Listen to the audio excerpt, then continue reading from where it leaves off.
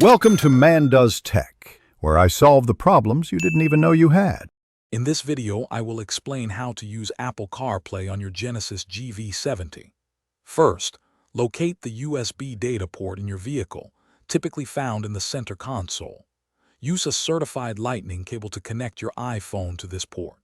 Make sure your iPhone is unlocked and has a stable connection. Once connected, the CarPlay icon should automatically appear on your GV70 infotainment display, ready for activation. After connecting your iPhone, simply tap the Apple CarPlay icon on your Genesis GV70 large infotainment screen. Your iPhone might ask for permission to allow CarPlay access. Confirm this on your phone. Once activated, you'll see the familiar CarPlay interface, displaying your favorite apps like Maps, Music, and Messages, all optimized for in-car use. It's designed for intuitive interaction.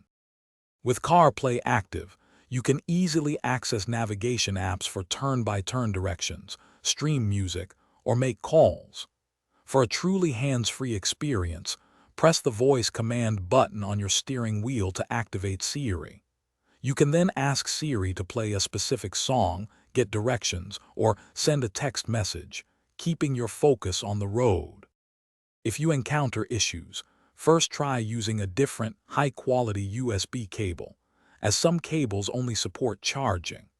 Also, restarting your iPhone and the GV70 infotainment system can often resolve minor glitches.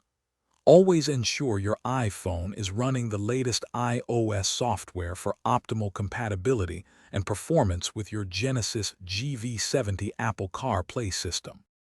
Thanks for watching. If you found this helpful, don't forget to like and subscribe.